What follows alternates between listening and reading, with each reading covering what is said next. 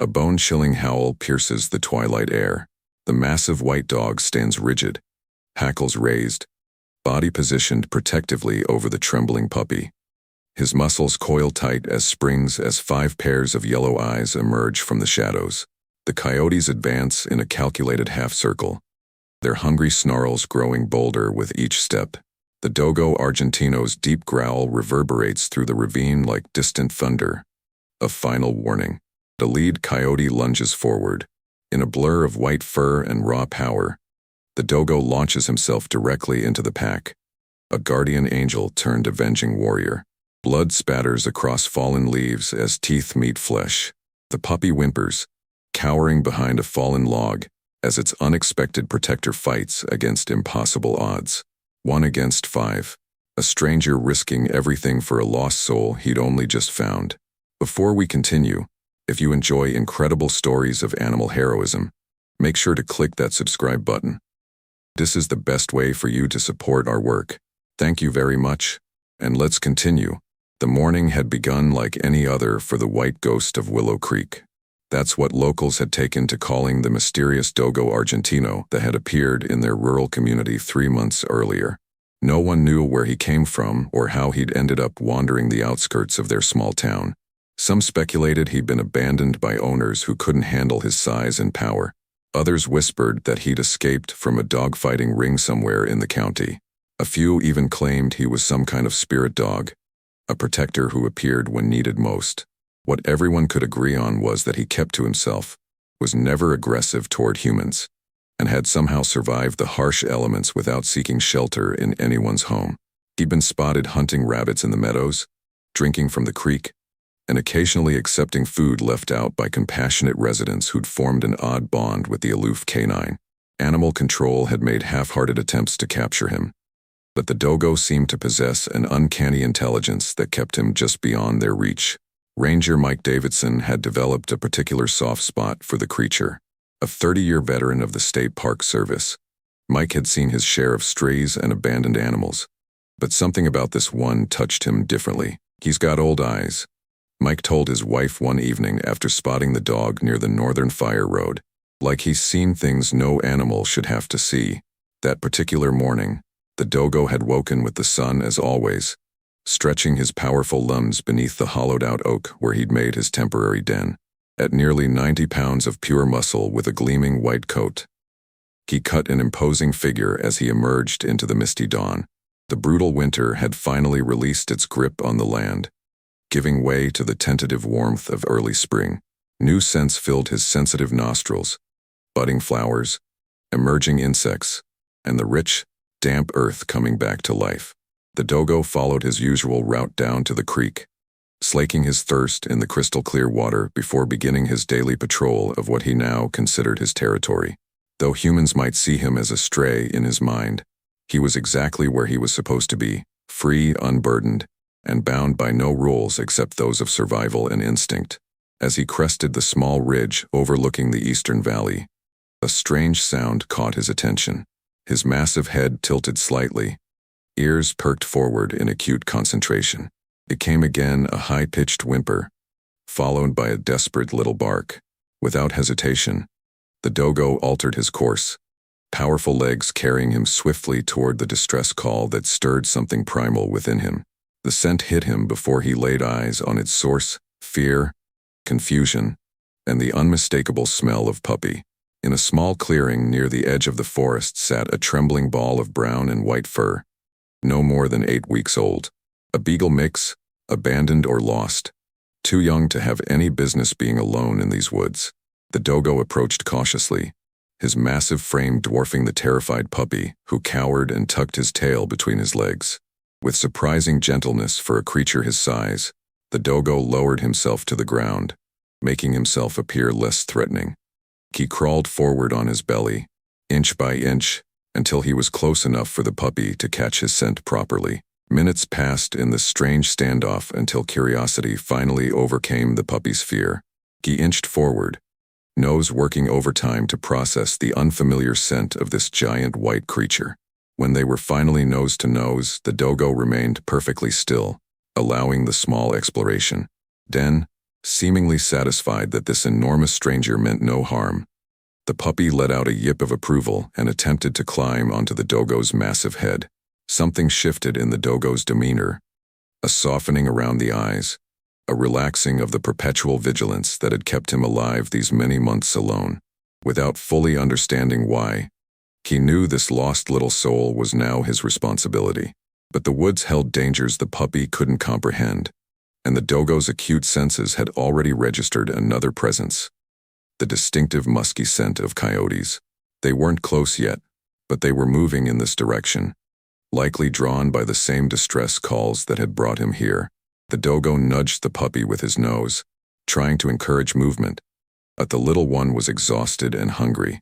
Making a decision, the Dogo gently took the scruff of the puppy's neck between his teeth, the same way a mother would carry her young, and lifted him from the ground. The puppy went instinctively limp, allowing himself to be carried to safety. For hours, the odd pair traversed the woodland, the Dogo carrying the puppy when necessary and setting him down occasionally to rest his jaw and allow the little one to relieve himself. They were headed toward the edge of town, toward humans who could properly care for this abandoned baby. The Dogo may have chosen solitude for himself, but he somehow understood that the puppy needed more than the harsh freedom of the wild. As afternoon faded toward evening, the Dogo's instincts flared in warning. The coyote scent had grown stronger, more immediate. They were being followed, assessed, measured for weakness. He picked up the pace, but the puppy was flagging, whimpering with hunger and fatigue. The shortcut through Blackberry Ravine would save precious time, getting them to the outskirts of town before darkness fell completely. It was a risk. The ravine's steep walls created a natural funnel, potentially trapping them if threatened. But the alternative meant spending the night in open woodland with predators circling. The Dogo made his choice and descended into the shadowy cut between the hills. They had nearly reached the far end when the Dogo froze, setting the puppy down behind him. Ahead, blocking their path, stood two coyotes, scouts for the pack. Their eyes reflected the dying light with an eerie yellow glow as they sized up the intruders in their territory. The Dogo's hackles rose instinctively, his body language clearly communicating a warning. Do not approach. For a tense moment, nothing moved. Then, sensing advantage in numbers, 3 more coyotes emerged from the undergrowth behind them, effectively cutting off retreat. The pack had coordinated their attack with the cunning that made coyotes such effective predators. 5 against 1 with a helpless puppy as prize. Under normal circumstances, even a lone Dogo Argentino might give a coyote pack reason to reconsider. Bred in Argentina for big game hunting, including wild boar and puma, these dogs possessed legendary courage and fighting ability. But these coyotes were desperate, made bold by a harsh winter that had depleted their usual prey. They sensed the puppy's weakness and saw opportunity. The Dogo nudged the whimpering puppy toward a hollow beneath a fallen log, the only semblance of shelter in their vulnerable position. With a soft growl that somehow communicated a command, he encouraged the puppy to crawl inside. The little one obeyed, trembling as he wedged himself into the small, protected space. With the puppy as secure as possible, the Dogo turned his full attention to the threat. He planted his powerful legs firmly, his massive head lowered in challenge as the coyotes began their calculated approach. They moved with the synchronized precision of predators who had hunted together for years, attempting to flank and surround their quarry. This was the moment, twilight in Blackberry Ravine, where everything hung in the balance. The massive white dog stood rigid, hackles raised, body positioned protectively over the trembling puppy. His muscles coiled tight as springs as 5 pairs of yellow eyes watched from the lengthening shadows. The coyotes advanced in a calculated half-circle, their hungry snarls growing bolder with each step. The Dogo Argentino's deep growl reverberated through the ravine like distant thunder, a final warning. The lead coyote lunged forward. In a blur of white fur and raw power, the Dogo launched himself directly into the pack, a guardian angel turned avenging warrior. The Dogo's strategy was offensive rather than defensive, shock and all rather than a protective stance. He went straight for the pack leader, understanding instinctively that coyote packs functioned on strict hierarchy. His massive jaws clamped down on the lead coyote's shoulder with bone-crushing force, eliciting a yelp of pain and surprise. The other coyotes swarmed him immediately, teeth flashing as they sought vulnerability in his thick hide. One latched onto his hind leg while another slashed at his exposed flank. Blood, both his and theirs, spattered the rocky ground of the ravine, but the Dogo showed no sign of retreat. The puppy watched in horror from his hiding place, whimpering as his protector fought with a ferocity that seemed to transform him from domestic animal to primal force.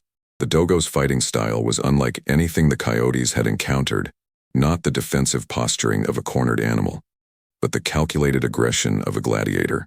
He used his weight and power to devastating effect, throwing himself bodily against his attackers, never allowing them to coordinate their efforts. A particularly bold coyote circled behind, making a dash for the puppy's hiding place. With seemingly impossible speed, the Dogo disengaged from his current opponent and intercepted the threat, catching the coyote mid-leap and slamming it to the ground with enough force to knock the wind from its lungs. Minutes stretched like hours in the chaotic ballet of teeth and claws. Though outnumbered, the Dogo held his ground through sheer will and fighting ability. Two of the coyotes had already retreated, nursing serious wounds. The remaining three seemed increasingly hesitant, their earlier confidence evaporating in the face of this white demon who refused to fall. The Dogo was bleeding from multiple wounds, his pristine coat now stained crimson in patches, but his stance never wavered. His message was clear. To reach the puppy, they would have to kill him first, and he had no intention of dying this day.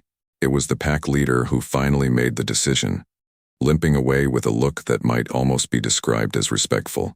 The remaining coyotes followed, melting back into the gathering darkness with occasional backward glances. The threat had passed, at least for now, but the Dogo remained vigilant, standing guard over the puppy's hiding place as the last light faded from the sky. Only when he was certain the danger had truly passed did the Dogo allow himself to assess his injuries.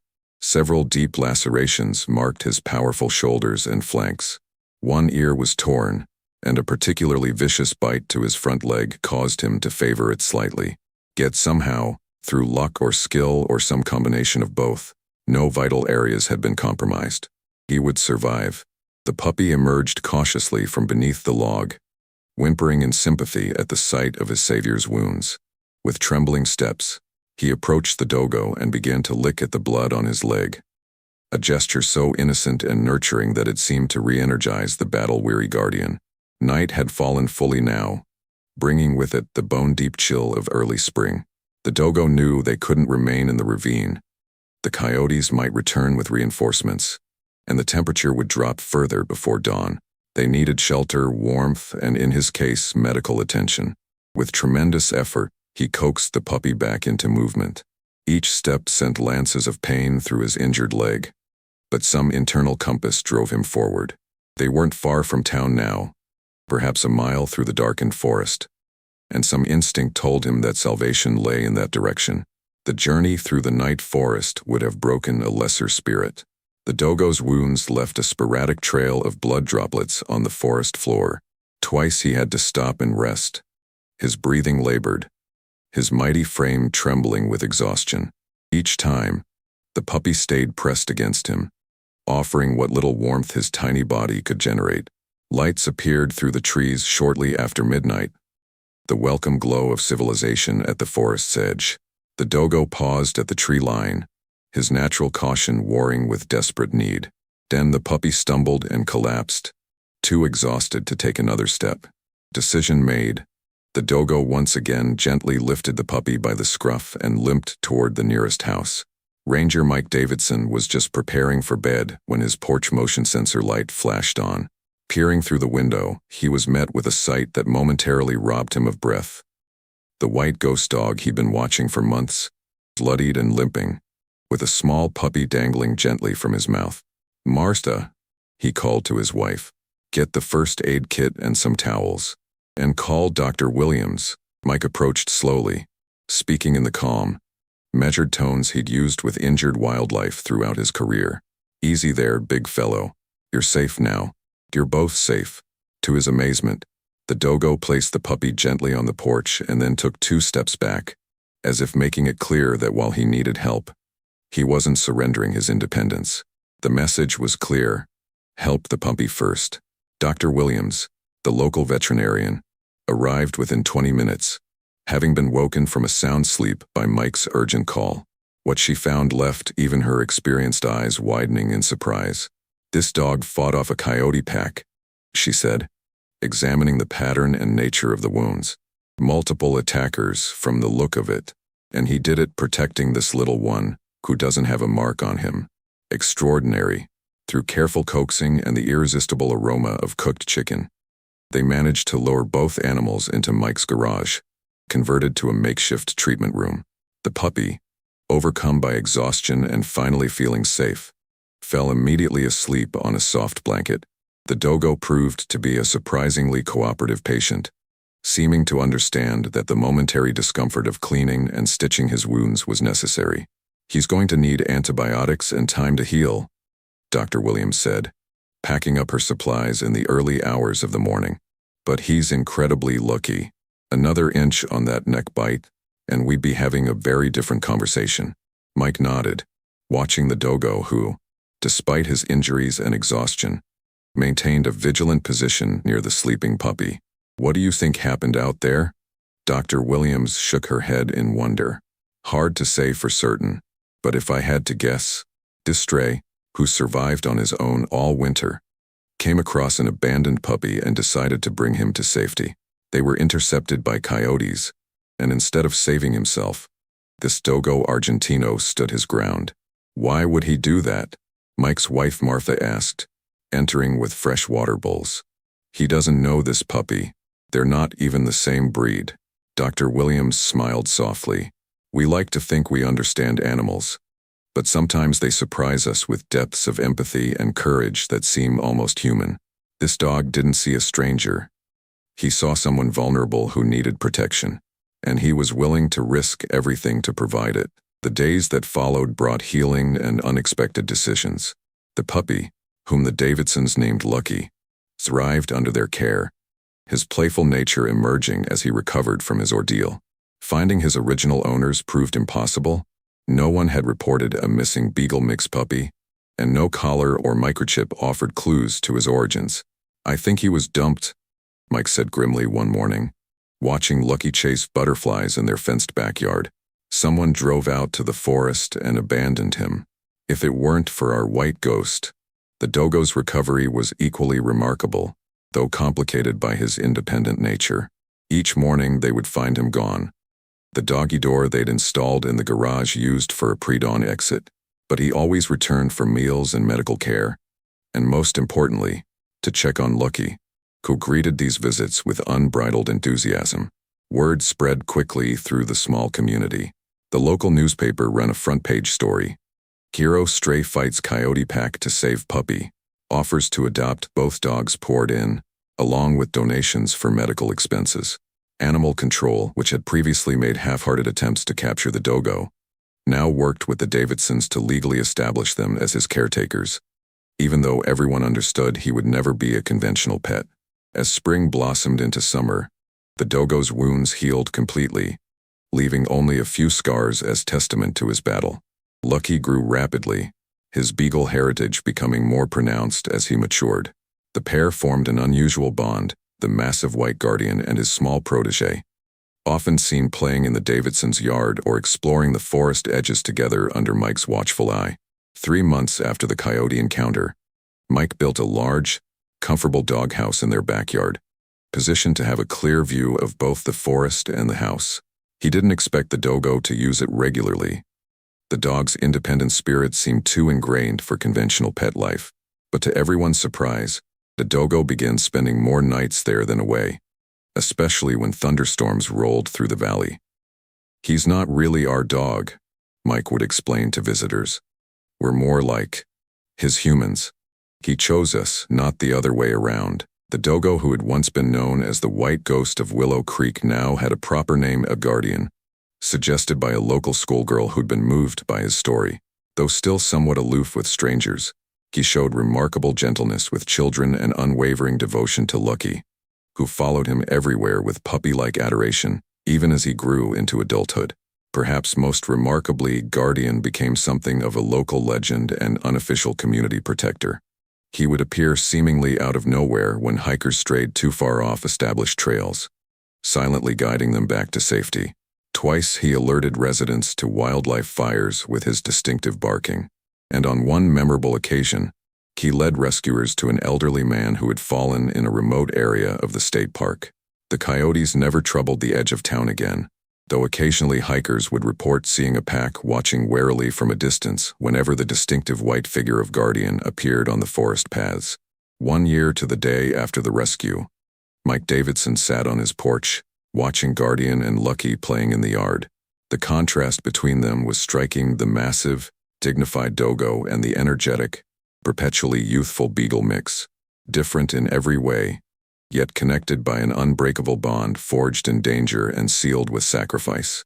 "You know what I think?" Martha said, joining her husband with coffee mugs in hand.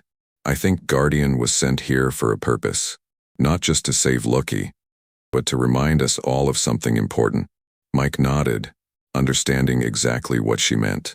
In a world that often seemed defined by self-interest and division, Guardian's story stood as a powerful reminder. Sometimes the greatest acts of courage come from protecting those with whom we share no blood or obvious connection. Sometimes family is found in the most unexpected places, and sometimes the most wounded souls among us harbor the greatest capacity for selfless love. As the sun set over Willow Creek, Guardian paused in his play, his massive head turning toward the darkening forest with ears perked in eternal vigilance. Then, seemingly satisfied that all was well, he returned to Lucky's side, the two silhouettes, large and small, moving in perfect harmony across the twilight landscape.